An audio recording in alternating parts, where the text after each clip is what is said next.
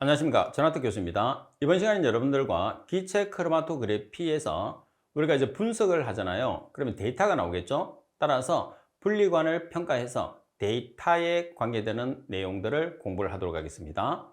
자, 평가를 한다는 것은 데이터를 작성한다는 소리예요. 그러면 여러분들이 이제 검출기를 통해서 모는 종이를 통해서 그려져 나오는 그림이 지금 보시다시피 이렇게 그려져 나와요. 자, 여기서 TR이라는 것은 기록지 이동 속도입니다. W라는 것은 피크의 폭이에요. 자, 이렇게 생긴 게 피크죠, 피크. 이렇게 생긴 게 피크입니다. 자, 그리고 위쪽에 있는 것을 우리가 피크 또는 봉우리라고 이야기를 하죠. 그리고 TR이라는 것은 기록지 이동 속도, W라는 것은 봉우리의 폭 또는 피크의 폭이라고 우리가 이야기를 해요. 그러면 여기서 가장 먼저 우리가 계산을 해야 되는 게 뭐냐면 이론 단수를 계산하는 거예요. 자, 이론 단수 n이라는 것은 16 곱하기 w분의 tr의 제곱으로 표시를 하거든요. 그래서 여기서 w라는 것은 봉우리의 폭, 봉우리를 피크라고도 해요. 자, 그리고 tr이라는 것은 기록지의 이동 속도, 그 값의 제곱을 취해서 16을 곱하게 되면 이론 단수라는 값이 산출이 됩니다. 자, 바로 문제를 한번 풀어볼게요. 어느 분리관의 머무름 시간이 5분, 봉우리의 좌우 변곡점에서 접선이 자르는 바탕선의 길이 W가 10mm, 기록지 이동 속도가 5mm/m였다면 이론 단수는, 자, 여기서 여러분들이 이론 단수 n이라는 것은 조금 전에 본 것처럼 16 곱하기 W분의 TR의 제곱이에요. TR이라는 것은 기록지 이동 속도, W라는 것은 PR의 폭이죠. 자, 그러면 여기서 TR이라는 머무름 시간, 기록지 이동 속도라는 5분이 주어졌어요. 그죠? 자, 그런데 기록지의 이동 속도가 뭐냐면 요거죠. 기록지 이동 속도가 5mm/m체. 요게 TR이에요, TR. 자, 그리고 여기서 바탕선의 길이, 폭, W가 되는 거죠. 그럼 대입을 한번 해보세요. 대입을 해보면 단위가 안 없어지죠. 여기 있는 시간 단위를 없애야 돼. 그래서 요 두 개가 항상 한 쌍이 되는 겁니다. 여기서 여러분들이 조심을 해야 되는 것은 계산했을 때 TR이라는 것은, 실제로 TR이라는 것은 기록지 이동 속도에서 뭐를 곱해야 되느냐 하면 머무름 시간, 다시 말해서 머무름 시간, 이 값을 곱해줘야 돼요. 이게 한 쌍입니다. 이걸 알아야지만이 여러분들이 문제를 풀 수 있어요. 아시겠죠? 자, 따라서 TR이라는 값은 기록지동 속도 곱하기 머무름 시간, 따라서 5mm/min 곱하기 5분을 하면 시간 단위가 없어지죠. 자, 그리고 바탕선의 길이 W가 10mm라고 그랬어요. 10mm를 대입하면 전체적인 단위가 없어지는 거죠. 따라서 100이라는 이론 단수 n이 나오게 되는 거예요. 아시겠죠? 자, 그 다음에 두 번째 단서는 뭐냐 하면 HTP를 계산을 하는 겁니다. 자, HTP라는 것은 길이에서 이론 단수를 나눠주는 값이에요. 그럼 이론 단수라는 것은 조금 전에 우리가 배웠잖아요. 그래서 이론 단수를 계산을 하게 되면, 그리고 분리관의 길이가 주어지면 뭐를 계산할 수 있느냐면 HTP를 계산할 수 있다는 거죠. 자, 그러면 문제 22번에 보시면 어떤 기체 크로마토그램에 있어서 성분 A의 머무름 시간은 10분, 봉우리 폭은 8mm, 이 경우에 성분 A의 HTP의 값은 얼마인가 이렇게 나와 있어요. 그 다음 분리관의 길이는 10m, 기록지의 속도는 매분 10mm라고 되어 있어요. 따라서 이론 단수를 계산하기 전에 HTP를 계산하라고 그랬으니까 HTP에 대한 식을 세우는 거예요. 항상 문제를 풀 때는. 그러면 HTP라는 것은 분리관의 길이에서 이론 단수를 나눠준 값이잖아요. 그죠? 그러면 우리가 문제를 풀려고 하는데 뭐가 없어요? 이론 단수가 없어요. 그래서 이론 단수를 계산을 합니다. 이렇게. 자, 그럼 이론 단수라는 것은 기록지 이동 속도는 시간을 우리가 없애주기 위해서 머무름 시간을 항상 곱해야 된다고 그랬어요. 그죠? 그리고 나누기, 봉우리의 폭 이렇게. 그런 다음에 제곱을 치면 되겠죠? 따라서 문제 조건에서 머무름 시간이 10분이에요. 그리고 기록지의 이동 속도가 매분 10mm예요. 이 두 가지를 곱하면 뭐가 되는 거죠? TR이 되는 거죠. 나누기, 폭이 8mm. 따라서 2500이라는 이론 단수가 나왔어요. 그러면 길이가 지금 얼마냐면 분리관의 길이가 10m짜리예요. 근데 우리가 계산하고자 하는 HTP는 mm죠. 따라서 10m를 미리로 환산하기 위해서 10의 3승을 곱해주죠. 이 값에 2500이라는 우리가 계산한 이론 단수를 나눠주게 되면 HTP가 4mm라는 값으로 산출이 되는 겁니다. 자, 그리고 세 번째. 자, 분리계수 D입니다. 분리계수라는 것은 TR2에서 TR1을 나눠주는 거예요. 그래서 기록지 이동 속도 2에서 기록지 이동 속도 1을 나눠주시면 되는데, 자, 문제를 보면서 여러분들이 해결하시면 돼요. 기차 크로마토그래피에서 1, 2 시료의 분석치가 다음과 같을 때 분리계수는 봉우리 1의 머무름 시간이 3분, 그리고 봉우리 2의 머무름 시간이 5분, 봉우리 1의 폭이 35초, 봉우리 2의 폭이 44초라고 했어요. 그럼 풀이를 보시면 우리가 지금 계산하고자 하는 분리계수라는 게 D거든요. 그래서 분리계수 D라는 것은 TR2 나누기 TR1을 뜻하는 거예요. TR1이라는 것은 봉우리 1의 머무름 시간, TR2라는 것은 봉우리 2의 머무름 시간이에요. 그러면 1의 머무름 시간이 TR1이니까 이 값이 뭐가 되는 거예요? TR1이 되는 거예요. 그럼 이 값이 뭐가 되는 거예요? TR2가 되는 거죠. 따라서 5분에서 3분을 나눠주니까 단위가 없어지고 1.67이라는 분리계수라는 값이 산출이 되는 거죠. 자, 그리고 네 번째 공식에 보시면 분리도 R입니다. 자, 분리도 R이라는 것은 2 곱하기 TR2-TR1 나누기 W1 플러스 W2로 표기를 해요. 그래서 TR2라는 것은 봉우리 2까지 도달한 기록지 이동 속도, 그 다음에 TR1은 기록지 이동 속도인데 1까지, 그 다음에 W1과 W2는 봉우리의 폭을 뜻하는 거죠. 자, 문제 24번. 기차 크로마토그래피에서 AB 성분의 머무름 시간이 각각 2분, 3분이었으며 봉우리 폭은 32초, 38초였을 때 분리도를 계산하시오 그랬어요. 그러면 분리도 구하는 공식 자체를 먼저 암기를 해야 됩니다. 그죠? 여기 있어요. 자, 그러면 여기서 여러분들이 나타냈을 때 시간으로 표시를 하게 되면 같이 시간으로 표시를 해주시면 돼요. 자, 그러면 여기서 2분이라는 것은 2 곱하기 60을 하면 초로 바뀌죠. 여기 초 있으니까 3분이라고 하면 3 곱하기 60을 하게 되면 초로 바뀝니다. 그죠? 자, 따라서 여러분들이 문제 조건에서 2분과 3분이 있을 때 3분이 뭐가 되는 거예요? TR2가 되는 거예요. 그 다음에 2분이 뭐가 되는 거예요? TR1이 되는 거죠. 자, 그리고 32초, 38초가 있어요. 그래서 32초, 38초가 W1, W2가 되는 거죠. 그럼 대입을 해보면, 자, 2 곱하기 TR2라는 값이 3 곱하기 60, TR1이라는 값이 2 곱하기 60, 그 다음에 W1과 W2는 32초, 38초가 되는 거예요. 따라서 분리도는 1.71이라는 값이 나오는 거죠.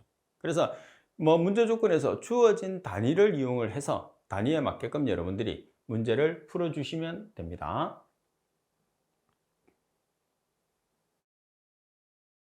자, 그리고 7번째 보시면 정성분석이라는 내용이 나와 있습니다. 자, 정성분석이라는 내용이 나와 있는데 정성분석이라는 것은 뭐냐면 성분을 분석하는 거예요. 정성분석은 동일 조건 하에서 특정한 미지 성분의 머무름 값과 예측되는 물질의 봉우리의 머무름 값을 비교해야 한다고 되어 있어요. 그러면 머무름 값의 종류로는 여러 가지 있죠.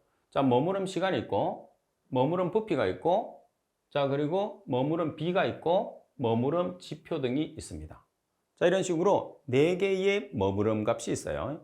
자, 이 중에 머무름 시간을 측정했을 때는 우리가 평균치를 구하는데 몇 번을 측정하느냐 하면 3번을 측정을 해서 평균치로 머무름 시간을 계산한다는 거. 자, 그리고 네 번째, 일반적으로 5에서 30분 정도에서 측정하는 봉우리의 머무름 시간은 반복 시험을 할 때 플러스 마이너스 3% 오차범위 이내야 된다는 거예요. 자, 여기서 우리가 5분에서 30분 정도에서 측정을 하는데 오차를 보시게 되면 반복 시험을 했을 때 플러스 마이너스 3% 이내의 오차범위가 돼야 된다는 거 꼭 기억하십시오. 자, 그 다음 머무름 값의 표시는 무효 부피의 보정 유무를 기록을 해야 된다는 내용들이 있어요. 3번과 4번 위주로 여러분들 시험에서는 출제를 할 겁니다. 자, 문제 25번입니다. 다음은 기차 크로마토그래피에서 정성 분석을 위한 머무름 값에 관한 기준이다. 갈로 안에 알맞은 것은 일반적으로 5분에서 30분 정도에서 측정하는 봉우리의 머무름 시간은 같은 시간 반복 실험을 했을 때 갈로 이해해야 된다고 그랬어요. 그러면 5분에서 30분 정도에서 우리가 측정을 하잖아요. 그러면 어느 정도의 오차 범위가 있어야 되죠? 플러스 마이너스 3% 이내의 오차. 따라서 플러스 마이너스 3% 오차 범위 내가 되니까 나번이 정답이 되는 거죠. 자, 그리고 8번에 보시게 되면 정량 분석입니다. 자, 먼저 정량 분석의 종류를 여러분들이 기억을 해 주셔야 돼요. 자, 정량 분석의 종류가 5가지가 있습니다. 그리고 이제 가장 많이 나오는 게 다음 중에서 정량 분석의 정량법에 해당하지 않는 것을 찾으시오 가장 많이 나오고요. 그 다음에 한 번씩은 설명을 해요. 설명을 한 다음에 설명이 잘못된 것을 찾으시오. 또는 설명에 해당하는 정량법의 종류로 알맞은 것을 찾으시오. 그래서 좀 다양하게 출제하는 편입니다. 자, 그럼 먼저 절대 검정 곡성법이라는 게 있어요. 정량하려는 성분으로 순물질을 단계적으로 취해서 크로마토그램을 기록하고 봉우리의 넓이 그리고 봉우리의 높이를 구한다. 이것으로부터 성분량을 횡축해 봉우리 넓이 또는 봉우리의 높이를 총축에 취해서 검정곡선을 작성하는 것을 검정곡선법이라고 그래요. 따라서 여기서 여러분들이 기록을 반드시 꼭 기억을 해야 되는 것은 뭐냐면 여기서 순물질을 단계적으로 취한다는 거. 자, 그리고 봉우리의 넓이 또는 봉우리의 높이를 구한다는 게 절대 검정곡선의 핵심입니다. 자, 그 다음에 절대 검정곡선을 여러분들이 그리고자 했을 때 지금 횡축에는 어떤 값을 놓느냐 하면 봉우리 넓이 또는 봉우리 높이 그리고 총축에 취해서 아니죠. 성분량을 횡축에 취하고 그리고 봉우리 넓이 또는 봉우리 높이를 종축에 취해서 검정곡선을 그리는 것을 절대검정곡선법이라고 합니다. 자, 다시 설명을 드리면 절대검정곡선법이라는 것은 순물질을 단계적으로 취합니다. 자, 그리고 그래프를 작성했을 때 종축과 횡축이 있잖아요. 그래서 종축과 횡축을 나타냈을 때 우리가 횡축에서 나타내는 것은 성분량, 그리고 종축에 나타내는 것은 봉우리 넓이 또는 봉우리 높이라는 것을 잘 기억을 해서 절대검정곡선법을 찾으시면 되고요. 그 다음에 두 번째, 넓이 백분율법이라는 게 있어요.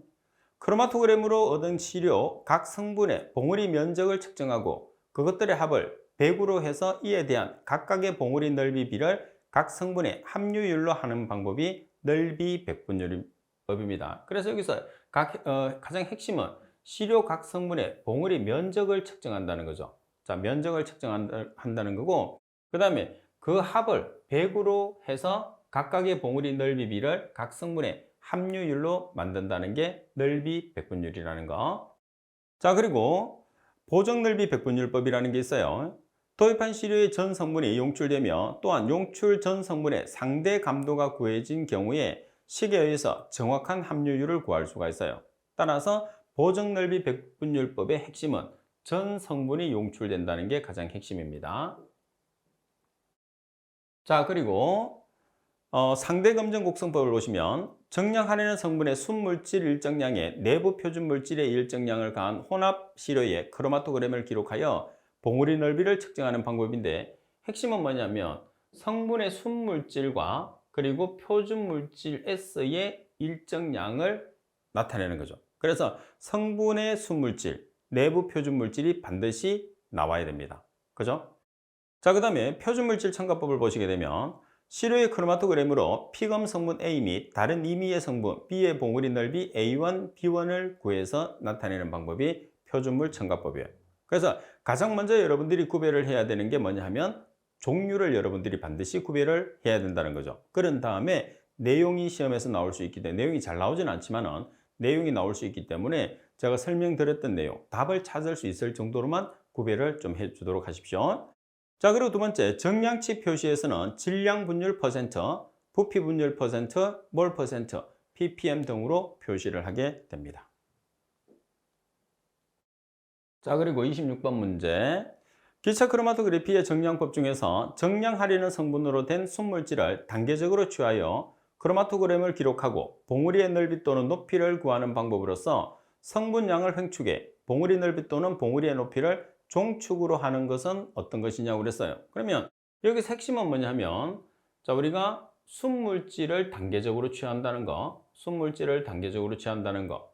자, 그리고 성분량을 횡축해. 그리고 봉우리 넓이 또는 봉우리의 높이를 종축에 취해서 우리가 작성을 하는 게 뭐죠? 절대검정곡선법입니다. 그래서 가번이 정답. 그래서 간단하게 우리가 설명 자체에서 답을 찾을 수 있을 정도로는 어느 특정한 문구를 기억을 하든 아니면 여러분들이 조금 더 쉽게 기억을 하는 내용이 있으면 어떻게든 기억을 해서 답을 찾기 위해서 여러분들이 준비를 해 주셔야 됩니다.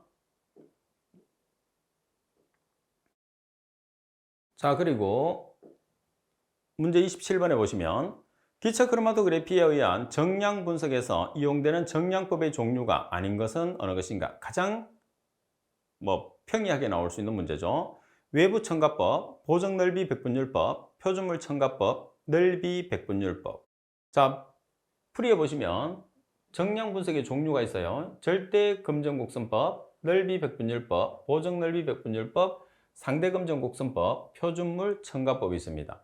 따라서 해당하지 않는 것은 뭐가 해당하지 않죠? 외부 첨가법이라는 것은 없어요. 따라서 가번이 정답.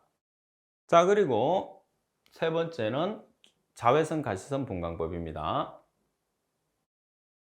자, 자외선 가시선 분광법 같은 경우에서는 우리가 기존에 흑광광도법이라는 말을 여러분들이 많이 들어보셨죠? 흑광광도법을 우리가 자외선이나 가시광선을 이용해서 오염물질의 농도를 분석한다고 그래서 이름 자체를 자외선 가시선 분광법으로 바꾼 거예요. 자, 원리 및 적용 범위를 보시면 실효물질이나 실효물질의 용액 또는 여기에 적당한 시약을 넣어서 발색시킨 용액의 흑광도를 측정해서 시료 중의 목적 성분을 정량하는 방법으로 우리가 흑광광도를 측정했을 때는 측정 파장이 있거든요. 그래서 흑광도의 측정 파장이 보통 200에서 1200 나노미터 정도가 됩니다. 따라서 액체의 흑광도를 측정함으로써 대기 중이나 굴뚝 배출가스 중에 오염물질 분석에 적용되는 게 자외선 가시선 분광법이 되는 거죠. 자, 그러면 기본적으로 우리가 개요를 보면서 우리가 공식을 정립을 좀 하도록 하겠습니다. 자외선 가시선 분광법은 일반적으로 광원으로 나오는 빛을 단색화 또는 필터에 의해서 좁은 파장 범위의 빛만을 선택해서 액청을 통과시킨 다음 광전 측광으로 흑광도를 측정해서 목적 성분의 농도를 정량하는 방법이에요. 그러면 그림에 있는 것처럼 자, 오염 물질의 농도가 들어가 있는 시료세를 단면으로 나타낸 거예요. 그래서 C라는 것은 오염 물질의 농도입니다. 그러면 여기서 빛이 들어가요. 빛이 들어가는데 I0로 표기를 해서 입사강의 강도라고 합니다. 자, 그러면 투과되는 게 있겠죠? IT라고 그래서 투사강의 강도라고 그래요. 그 다음에 흡수된 값이 있을 거예요. 그래서 빛은 흡수된 빛과 투과된 빛을 합치게 되면 뭐가 돼야 되죠? 들어가는 빛, 입사강이 돼야 되는 거죠. 자, 그리고 L이라는 것은 우리가 흡수셀의 두께 또는 투과 거리로 표시를 하게 됩니다. 그럼 여기에서 램비어트 비어라는 사람에 의해서 만든 램비어트 비어의 법칙이 있어요. 그럼 램비어트 비어의 법칙을 IT로 표시를 하는데 I0 곱하기 10의 마이너스 입실론 CL로 우리가 표시를 해요. 그러면 반드시 이 식 한 개만 존재를 하느냐? 그거는 아니에요. I0로 표기를 할 수도 있어요. 그러면 I0와 IT의 자리를 바꿔요. 그럼 역수가 되겠죠? 따라서 10에 이렇게 마이너스가 없어져요. 여기 있는 마이너스가 플러스로 바뀝니다. I0와 IT로 바꾸면. 그래서 이렇게 식은 두 개가 있어요. IT는 IT로 표기를 하게 되면 IT는 I0 곱하기 10에 마이너스 입실론 CL로 표기를 하고 반면에 I0로 표기하면 IT 곱하기 10에 플러스 입실론 CL 성으로 표기를 한다는 거죠. 자, 용어 설명에 여러분들이 보시게 되면 I0는 입상의 강도, IT는 투사강의 강도, C는 농도, L은 투과 거리. 자, 입실론, 이걸 우리가 입실론이라고 하는데 입실론이라는 것은 뭐를 나타내는 값이냐면 비례상수를 나타내는 값이에요. 자, 비례상수로서 흑광계수라고 하는데 농도가 1몰, 거리가 10mm일 때 입실론의 값을 몰 흑광계수라고 합니다. 자, 그리고 몰 흑광계수라고도 하고 K로고도 표시를 할 수도 있어요. 자, 그래서 램비어트에 비의 법칙을 찾는 문제가 나올 수 있습니다. 자, 그리고 투과도라고 우리가 이야기를 했을 때 투과도를 T라고 표현을 합니다. 그럼 투과도 T라는 것은 들어가는 빛과 나오는 빛을 비를 나타내는 거예요. 그래서 투사각의 강도에서 입사각 강도를 나눠주시면 투과도가 되는 겁니다. 자, 그리고 투과 퍼센트라고 표시를 하게 되면 투과 퍼센트라는 것은 말 그대로 퍼센트로 표시하는 거죠. 따라서 퍼센트로 나타내려고 하면 얼마를 곱해줘야 되죠? 100을 곱해줘야 돼요. 그래서 투과도라는 값에서 곱하기 100을 하게 되면 투과 퍼센트가 됩니다. 자, 그리고 흑광도는 투과도 역수의 상용대수예요. 그러면 흑광도라는 것은 투과도 역수의 뭐를 취한 값? 상용대수를 취한 값. 여기서 상용대수라는 것은 로그를 이야기하는 거죠. 자, 반면에 자연대수라는 것은 뭐를 의미하죠? 자연대수라는 것은 ln을 자연대수라고 하죠. 자, 그리고 흑광도는 램비에트-비에의 법칙에서 위쪽에 있는 그대로 가져오면 돼요. 그래서 흑광도 A는 입실론 CL로 표현하는 거죠. 그래서 결과적으로 우리가 문제를 푸는 과정에서는 5번과 6번에 있는 흑광도를 이용을 하겠지만 여기서 식 정리를 한 전체적인 내용들은 공식 찾기로도 나오고 계산하는 문제로도 우리가 사용되기 때문에 잘 기억을 해 주셔야 돼요. 그리고 또 왜 잘 기억을 해야 되느냐면 지금 우리가 하고 있는 자외선 가시선 분광법이 우리가 분석에서도 중요하겠지만 시험상에서도 제일 중요한 파트 중에 하나이기 때문입니다.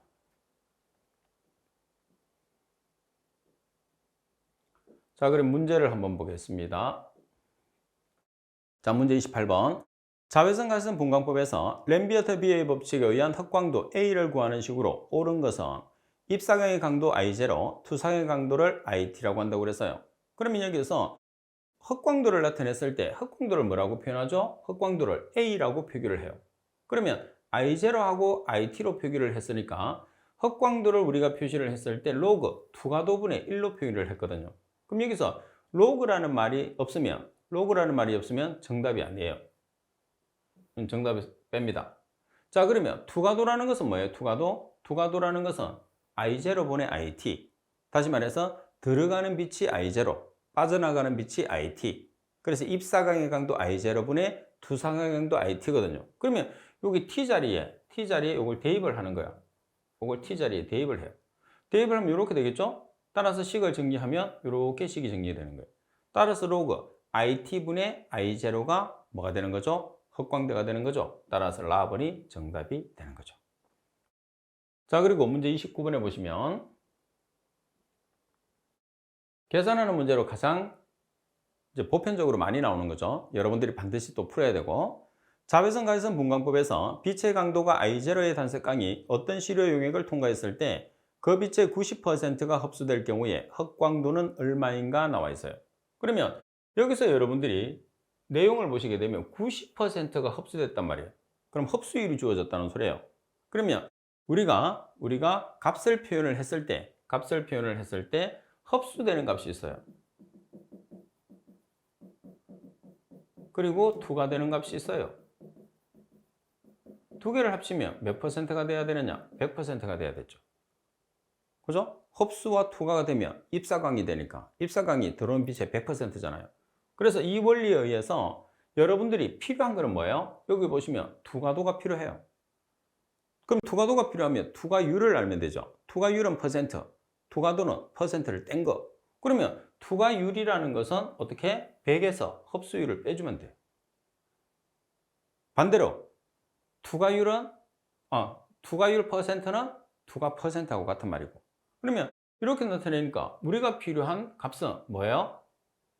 투과율이 필요한 거죠. 따라서 투과율은 90%가 흡수됐으니까 여기서 투과율은 100-90이 되니까 몇 퍼센트가 투과가 되는 거죠? 10%가 투과된 거예요. 따라서 흑광도를 계산했을 때 100로그 투과도분의 만약 여기서 투과 퍼센트, 투과율이 들어가게 되면 1 대신에 100을 넣으면 돼요. 그래서 1이 100%하고 같은 거거든요.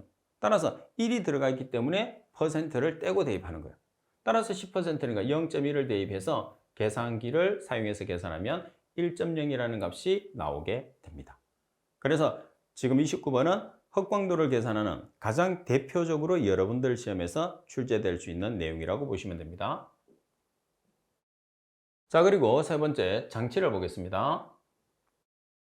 자외선 가시선 분광법에서 분석 장치의 순서를 보시게 되면 가장 먼저 광음부가 있어요. 자, 우리가 광원부라는 것은 가시부와 근적외부 그리고 자외부. 지금 2번에 나와 있죠. 광원부는 가시부와 근적외부에서의 광원, 그리고 자외부에서의 광원 두 가지로 나타나요. 그러면 가시부와 근적외부에서는 텅스텐 앰플을 사용하고, 반면에 자외부의 광원은 중수소 방전관을 사용해요. 갑자기 내가 헷갈려가지고 큰일 났어요. 이게 텅스텐 앰플인지 중수소 방전관인지는 모르겠어. 그러면 항상 우리가 미래를 대비를 해야 되잖아요. 그죠? 시험을 꼭 대비를 해야 된단 말이에요. 내가 외웠던 게 없어지지라는 법이 없잖아요. 갑자기 내 머리가 하얗게 될 수도 있어요. 그런 경우를 대비해서, 자, 여기서 자외부의 지연, 중수소 방전관의 지연, 꼭 연관을 지어 놓으세요. 제가 이제 공부를 해보니까 연관을 지어 놓으면 매치가 상당히 잘 돼요. 그 답 찾기도 쉽고. 그래서 자외부 근적외부는 텅스텐 램퍼, 자외부는 중수소 방전관. 근데 갑자기 헷갈리면 자외부의 지연, 중수소 방전관의 지연. 그래서 매치를 시켜서 답을 찾아주시면 됩니다. 자, 그리고 두 번째는 파장 선택부. 파장을 선택하는 장치예요. 그리고 시료부. 여기는 시료가 들어가는 거죠. 그리고 척광부. 우리가 데이터가 나오는 데죠. 그래서 광원부, 파장 선택부, 시료부, 척광부 네 가지로 구성이 되어 있죠. 그래서 여러분들이 다음 중에서 자외선 가시선 분광법의 분석 장치 순서로 바르게 된 것을 찾으시오. 이렇게도 문제가 자주 나옵니다. 자, 그러면 문제를 먼저 한번 보고 계속하겠습니다. 자, 문제 30번. 자외선 가시선 분광법에 관한 설명으로 옳지 않은 것은 가번의 파장 선택부에서 단색화 장치로는 프리즘, 회절격자 또는 이 두 가지를 조합시킨 것을 사용해서 단색광을 내기 위해서 설릿을 부식시킨다. 조금 있으면 배웁니다. 그리고 답은 광원부에서 가시부와 근적외부의 광원으로는 주로 중수소 방전관을 사용하고 자외부의 광원으로는 주로 텅스텐 앰플을 사용한다고 그랬어요. 내가 여기 헷갈리는 부분이 있어서 기억을 했어요. 어떻게? 자, 치곳에 있는 중수소 방전관의 지역, 그리고 자외부의 지역 같이 매치를 하라고 그랬죠. 근데 자외부의 광원이 뭐로 나와 있어요? 텅스텐 램프. 그래서 잘못됐네. 실제로는 가시부와 근적외부에서는 텅스텐 램프를 사용해야 되고, 그리고 중수소 방전관은 어디서 써야 돼요? 자외부에서 중수소 방전관을 써야 돼요. 그래서 여러분들이 암기를 하든 매치를 시키든 답은 찾아낼 수 있습니다. 자, 그리고 답은 척광부에서 광전관, 광전자 정배관은 주로 자외 내지 가시 파장 범위에서, 광전도셀은 근적외 파장 범위에서, 광전지는 주로 가시 파장 범위 내에서 광전 척광에 사용된다. 자, 이 내용도 조금 있으면 배울 겁니다. 그리고 답은 광전 광도계는 파장 선택의 필터를 사용한 장치로 단광 속형이 많고 비교적 구조가 간단하여 작업 분석용에 적합하다. 따라서 설명이 잘못된 것은 뭐가 되는 거죠? 나번이 정답이 되는 거죠. 자, 그리고 파장 선택부를 한번 보겠습니다. 자, 파장 선택부에 보시면 파장의 선택을 하는 장치는 몇 가지가 있죠? 거기에 두 가지가 있어요. 파장을 선택하는 장치는 두 가지. 자, 그러면 어떤 장치가 있느냐면 단색화를 시키는 모노크로마트가 있고, 그리고 필터라는 장치 두 가지를 이용해서 파장을 선택하게 됩니다. 자, 먼저 단색화 장치를 보시게 되면, 자, 단색화 장치는 프리즘이나 회절격자, 프리즘 한 개, 회절격자를 써도 되고 이 두 개지를 조합해 가지고 사용을 해도 돼요. 그런 다음에 단색광을 내기 위해서 설릿을 부속시키고, 그리고 필터는 생유리 필터, 젤라틴 필터, 간접 필터 등이 있어요. 따라서 우리가 단색화 장치, 지금 우리가 단색화 장치, 파장에 선택하는 것은 단색화 장치하고 필터 두 가지를 사용한다는 거. 그 다음에 시료부는 우리가 용기, 이제 시료를 넣는 거예요. 그래서 시료가 들어가는 흡수셀이라는 게 있고, 그 다음에 대조액이 들어가는 흡수셀이 있어요. 그래서 대조액이 들어가는 흡수셀은 대조셀이라고 하죠, 보통. 그래서 흡수셀은 시료가 들어가는 흡수셀은 시료셀. 그리고 대조액이 들어가는 흡수셀은 대조셀. 이렇게 두 가지로 보통 이야기를 하고, 그 다음에 셀을 우리가 안정적으로 공급하기 위해서 뭐를 사용하느냐면 셀홀드라는 것을 사용을 하게 되는 거죠. 자, 그리고 척광부를 보겠습니다. 척광부는 측정이 되는 거예요. 자, 그래서 파장에 따라서 우리가 나타낼 수 있는데 자외 또는 가시 파장에서는 광전관이나 광전자 정배관의 척광부를 씁니다. 자, 그리고 건조계 파장에서는 광전도셀, 그리고 가시 파장에서는 광전지를 사용하게 돼요. 그래서 파장에 따라서 나타나는 거기 때문에 우리가 헷갈릴 수 있겠지만 여러분들이 정확하게 구별을 해 주셔야 됩니다. 자, 이번 시간 수업은 이것으로 마치도록 하겠습니다. 수고하셨습니다.